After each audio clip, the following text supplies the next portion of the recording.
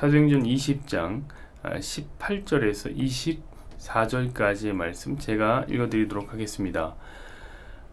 오매 그들에게 말하되 아시아에 들러온 첫날부터 지금까지 내가 항상 여러분 가운데 어떻게 행하였는지를 여러분도 아는 바니 곧 모든 겸손과 눈물이며 유대인들의 간계로 말미암아 당한 시험을 참고 주를 섬긴 것과 유익한 것은 무엇이든지 공중 앞에서나 각 집에서나 거리낌이 없이 여러분에게 전하여 가르치고 유대인들과 헬라인들에게 하나님께 대한 회개와 우리 주 예수 그리스도께 대한 믿음을 증언한 것이라. 보라, 이제 나는 성령에 매여 예루살렘으로 가는데 거기서 무슨 일을 당하는지 알지 못하노라. 오직 성령이 각성해서 내게 증언하여 결박과 환난이 나를 기다린다 하시나 내가 달려갈 길과 주 예수께 받은 사명 곧 하나님의 은혜의 복음을 증언하는 일을 마치려 하면은 나의 생명조차 조금도 귀한 것으로 여기지 아니하노라. 아멘. 네, 오늘 이 말씀을 중심으로 해서 가운을 벗고 보니 라는 제목으로 우리 함께 말씀을 나누겠습니다. 여러분, 저는 목회를 하면서 가운을 입지 않습니다. 여러분, 그 목사 가운 아시죠? 하얀색도 있고 검은색도 있고 합니다. 많은 목사님들이 이제 설교를 하거나 예식을 집례할 때의 목사 가운을 입습니다. 그런데 저는 그 가운이 그렇게 싫었습니다. 왜냐면 그 가운이 목회자를 특별하게 만든다고 생각했기 때문입니다. 가운은 일반 성도와 목회자를 나누는 담벼락 같았습니다. 사람은 분명 똑같은 사람인데 목사나 다 똑같습니다. 똑같은 사람인데 가운을 입은 사람은 성직자가 되고 가운을 벗으면 평신도가 되는 이상한 마법 같은 가운이었죠.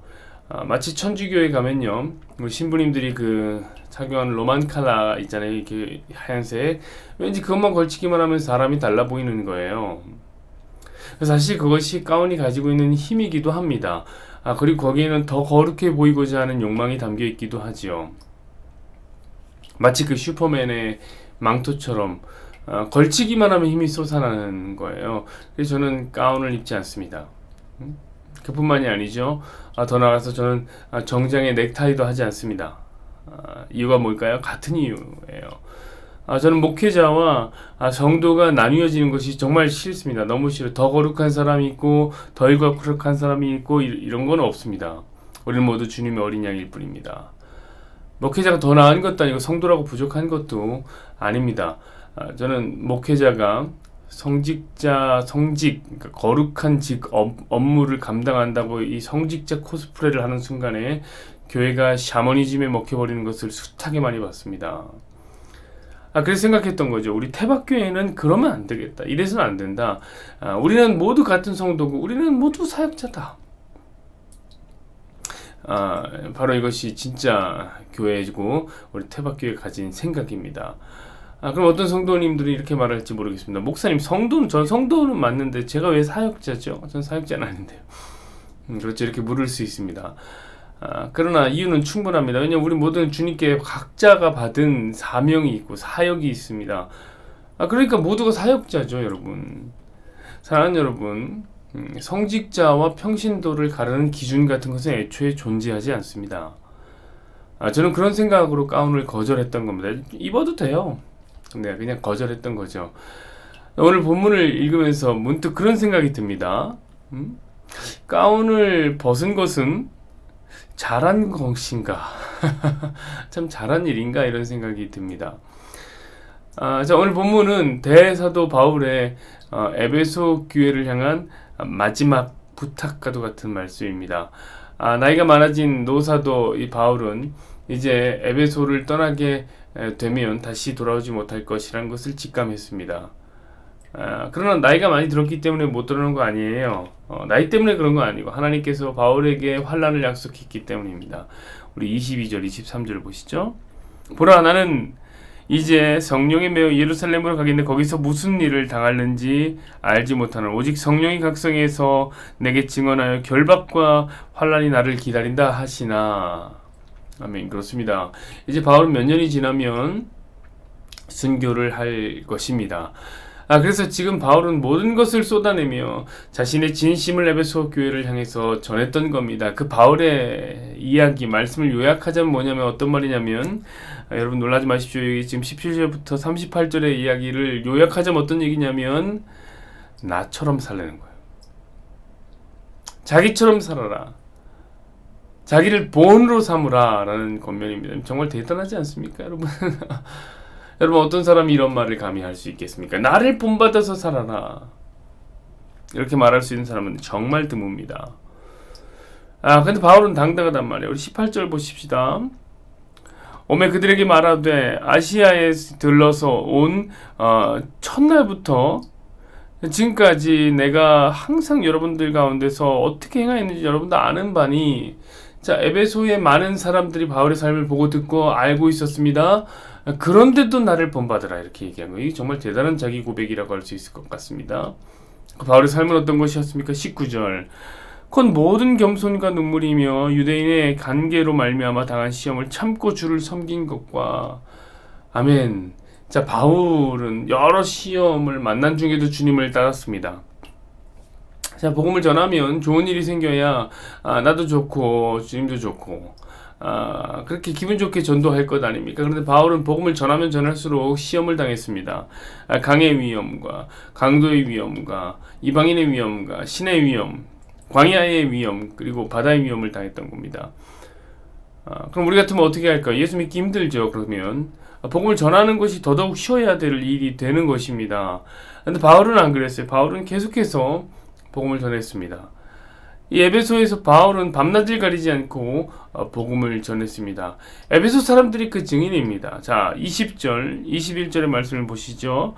유익한 것은 무엇이든지 공중 앞에서나 각 사람에게 집에서나 거리낌이 없이 여러분들에게 전하여 가르치고 유대인과 헬라인들에게 하나님께 대한 회개와 우리 주 예수 그리스도께 대한 믿음을 증언한 것이라. 아멘. 자, 바울은 복음을 전하기 위해서라면 무슨 일이든지 어디서든지 뭐 상관없이 다 했습니다. 그는 여러 공중 앞에서도 복음을 전했고 각 사람의 집에서도 거리낌이 없이 마땅히 전해야 할 것을 전했습니다. 이것을 보면서 제가 어찌나 부끄러웠던지. 그렇지. 주일 설교만 한다고 해서 다가 아니야고요. 각 사람의 집에 가서라도 더 성경 공부를 하고 그들과 함께 더 말씀을 나눠야 돼, 이런 생각을 하게 됐습니다. 여러분, 바울은 모이면 설교하고 흩어지면 성경 공부를 했던 사람입니다. 말씀이 마치 망치가 되어서 이 게으른 목사의 후두부를 탁 내려치는 순간이었단 말이에요. 계속해서 봅시다. 23절, 24절입니다. 오직 성령이 각성해서 내게 증언하여 결박과 환난이 나를 기다린다 하시나 내가 달려갈 길과 주 예수께 받은 사명 곧 하나님의 은혜의 복음을 증언하는 일을 마치려 하면은 나의 생명조차 조금도 귀한 것으로 여기지 아니하노라. 아멘. 정말로 기가 막힙니다. 오늘 본문의 말씀은 저와 같은 목회자들에게 교과서와 같은 말씀이에요. 자, 복음을 전하는 바울을 기다리고 있는 것은 무엇이냐면 예고된 환난. 자, 복음을 전한다고 일이 잘 풀리거나 승진하는 이런 건 아닙니다. 결과가 좋으면 잠시 동안의 환난은 버틸 수 있습니다. 그렇죠? 끝이 좋으면 환난 버틸 수 있어요. 성공을 생각하면 열심히 공부할 수 있어요. 순간 참고 다 할 수 있습니다. 그런데 결과가 죽음이라면 이야기가 다르죠. 저 같으면 이럴 것 같아요. 주님, 이건 못하겠습니다. 이건 못해 먹겠습니다. 이렇게 포기할 것 같아요. 근데 바울은 맡겨진 사명을 잘 감당했던 거예요.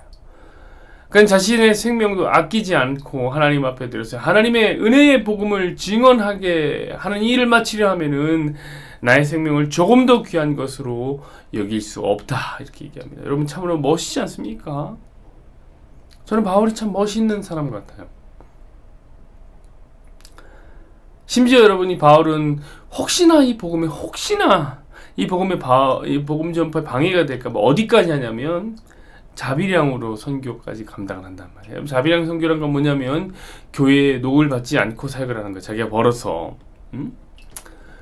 우리가 읽지 않은 뒷부분을 보면 바울의 멋진 고백 하나가 나오는데 한번 34절 35절을 한번 볼까요? 이렇게 써 있습니다. 여러분이 아는 바와 같이 이 손으로 나와 내 동행들이 쓰는 것을 충당하여 범사에 여러분에게 모범을 보여준 바 같이 또 수고하여 약한 사람들을 돕고 또 주 예수께서 친히 말씀하신 바 주는 것이 받는 것보다 복이 있다 하심을 기억해야 할지니라. 아멘.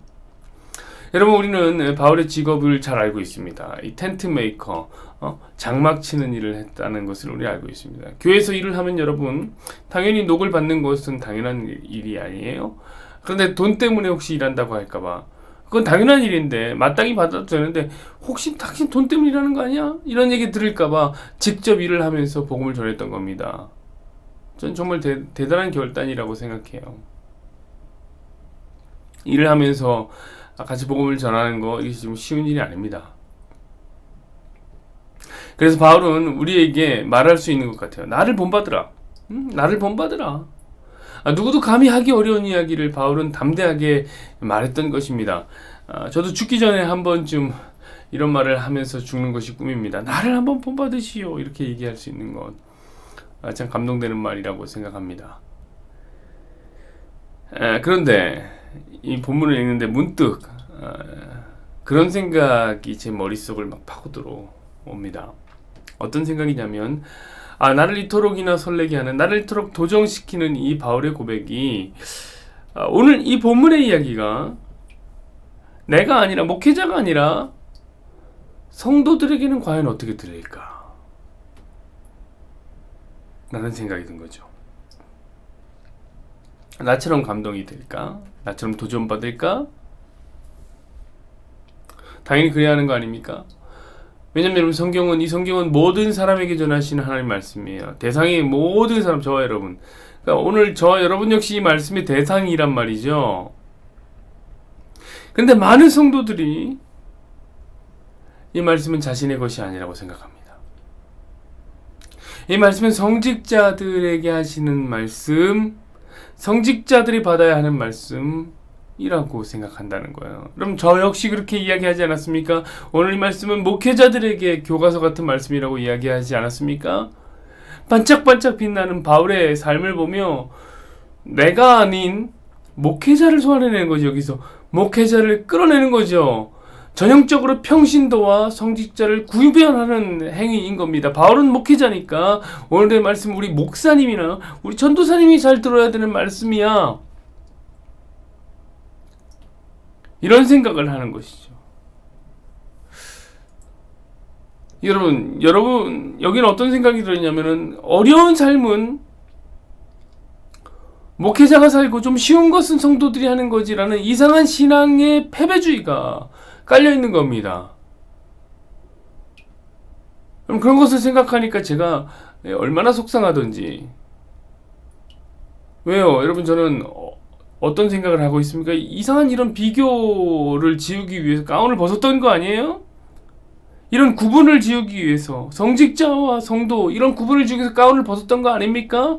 그런데 성도들이 여전히 이런 이원론적인 비교를 하고 있는 거예요. 성도는 성도고 목사는 목사다. 여러분 혹시 어떠냐 말이에요. 가운을 벗은 목사가 담임하고 있는 교회 성도들은 오늘 말씀이 어떻게 들립니까? 전 정말 한번 나눠보고 싶어요. 이것이 정말 온라인이 아니고 같이 우리 대면하고 있다면 물어보고 싶어요. 이거 어떻게 들었습니까? 이 말씀. 이 말씀이 정말로 구별함이 없이 여러분에게 적용돼야 될 말씀이라고 생각하십니까? 아니면 제가 가운을 괜히 벗은 겁니까? 역시 목사는 목사고 성도는 성도일 뿐입니다. 더 많은 것을 저에게 바라지 마십시오, 목사님.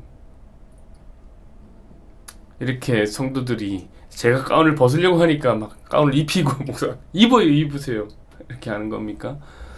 저만 벗은 겁니까? 그럼 얼마나 이게 두려운 일입니까? 사도 바울도 복음 전파를 위해서 가운을 벗었습니다. 그럼 필요하다면은 얼마든지 손에 망치와 못을 들었던 사람입니다. 그러면서 성도들에게 권면했습니다. 나를 본받으라. 여러분, 이 말씀의 대상은 목회자가 아닙니다. 에베소 교회라는 성도들입니다.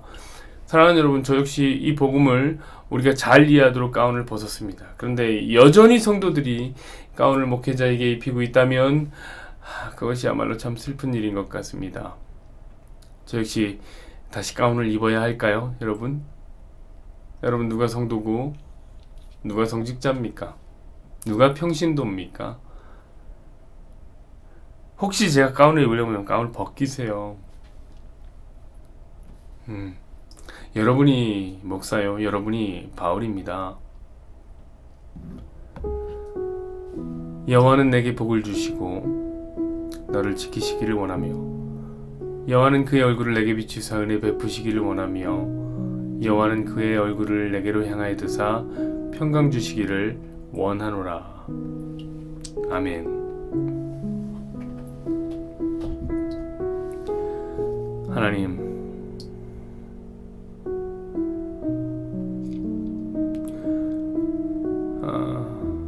하도 성직에 대한 강박관념이 강했던 그 로마 가톨릭 처치의 만행이 심각해져서 종교개혁을 하길 원했던 성도들, 성직자들은 이 구분을 없애야 된다라고 생각하여 가운을 벗고 모든 성도가 하나님 말씀 앞에 동등하게 서고 모든 성도가 하나님 말씀 앞에 제사장이요 모든 성도가 주님의 어린 양일 뿐이다라는 고백을 서슴지 않고 했습니다.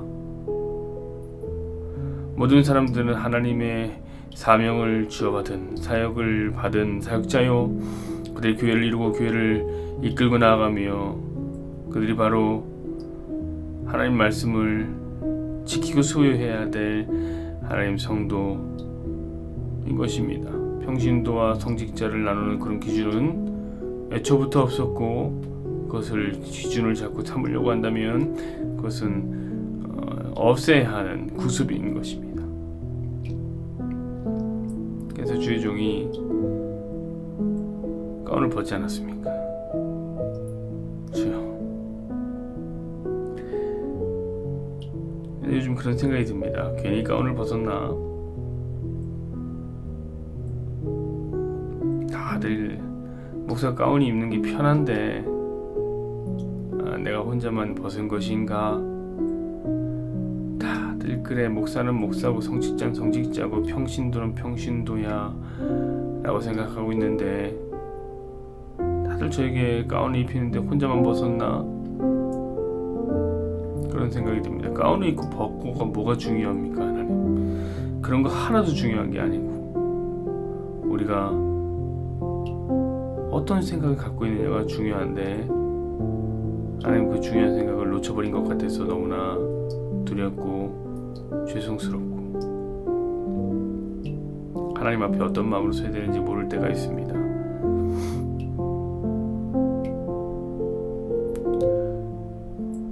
목회자는 더 성스러운 사람이 아니죠. 똑같은 사람이죠.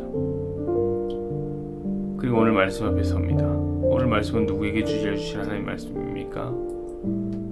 근데 왜 오늘 말씀 같은 것은 어려운 부분을 목회자에게만 적용합니까? 성도들은 무엇합니까? 오늘 말씀 성도들은 어떻게 듣고 있습니까? 진정 자기에게 적용되는 말씀입니까? 주의 은혜의 복음을 전하려면 조금 더 생명을 귀한 것, 나의 생명을 조금 더 귀한 것으로 여기지 아니한다는 이 고백이 진짜 성도의 고백입니까? 주여, 진지하게 하나님 주의 종은 다시 가운을 입어야 되는지 고민합니다.